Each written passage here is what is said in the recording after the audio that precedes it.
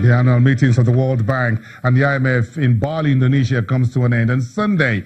Among the top Nigerian government officials attending the meetings was the Acting Director General of the Securities and Exchange Commission, Mary Odok. Channels Television business correspondent Temple Ashajo caught up with her at the meetings on Friday, and he began by asking her about the vexed issue of rising African debt portfolios.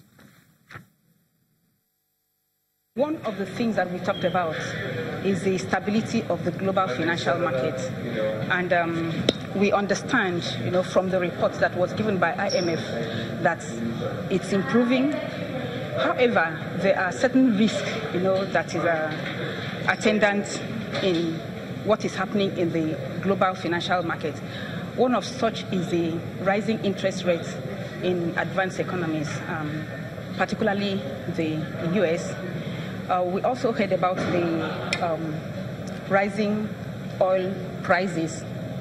They also talked about the issue of increased debt in sub-Saharan Africa and increased valuation in equities of American equities.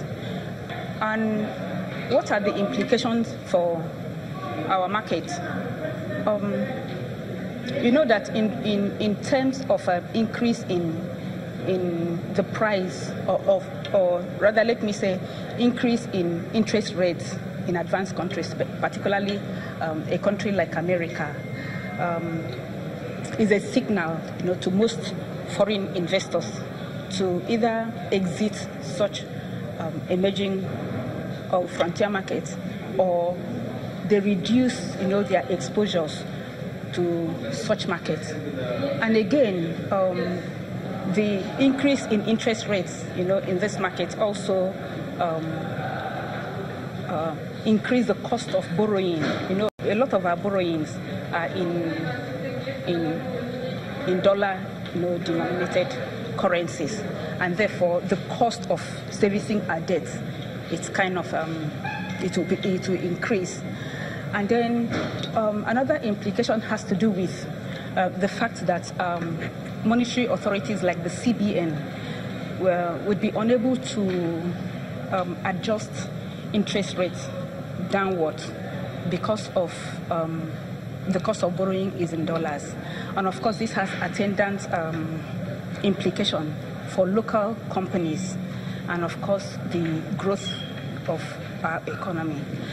And again, being that these advanced countries, with increase in interest rates, is more stable, and it's an attraction for foreign investors, to reduce their exposure, from our market, which is what we are seeing. And of course, it has the attendant effect on our stock market, which has been going down. And again, with the increased borrowing, from the Sub-Saharan African countries, I mean, it's a whole lot of problems. We are not saying that debt is bad, but we are just looking at how does it affect other aspects, of the economy. For instance, for corporate organizations, how are they able to, how does it affect the growth of these companies? How does it affect, they are also financing their day-to-day operations, given that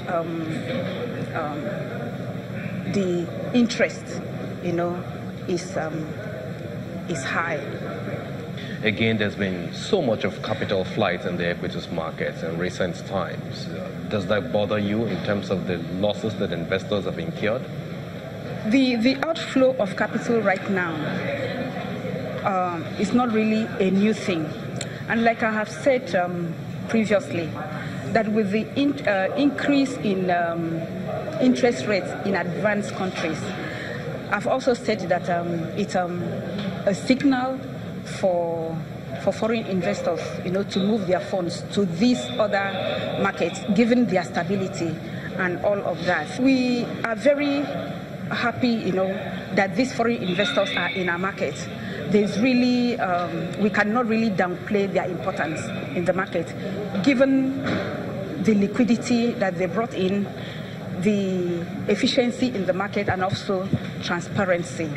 But you see, you cannot also overlook the importance of domestic investors. We are also working to ensure that domestic investor base is built, given that if the foreign investors leave, these are the ones that will really stay to make the market.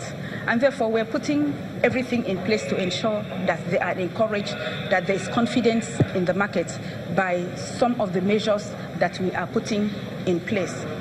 And of course, I also know that with the upcoming elections, foreign investors are kind of jittery about it. But you see, we have also always had elections, and the market always remains. There's really absolutely no cause for alarm. I do not think that election is something for anybody to be afraid of. It's something that help our democracy, and therefore it is necessary, and it shouldn't be something for investors to be worried about. Once elections are over, things will go back to normal and all of that. Some of the measures we are putting in place to be able to build confidence in the market, has been, we do not have, we have zero tolerance, for market infractions. We have complaints management. We've put in place complaint management framework. We also have risk-based supervision framework in place, as well as the ongoing other initiatives, like the e-dividend mandate, direct cash settlements, and all of that. All of these are, put in place towards the encouragement and building of confidence, for the local investor base. We also have other issues of expanding the markets. For instance, we are coming up with non-interest products, related products. We're also talking about derivatives.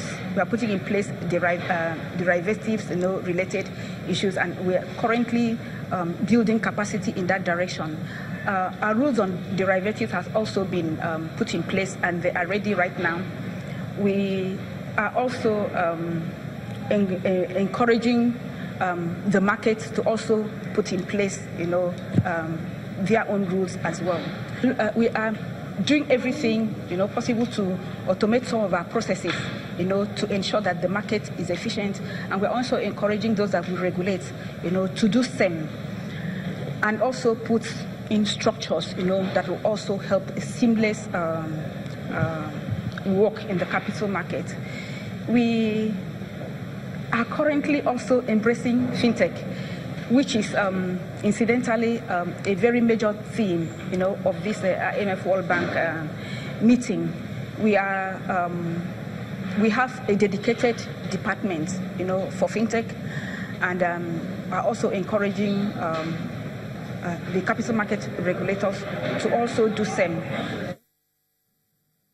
Mary Uduk, the head of the Nigeria Securities and Exchange Commission. That's the package for this week's edition of the Capital Market. We thank you for watching. I am Bosi Damafaye. We'll see you next time, and goodbye from Lagos.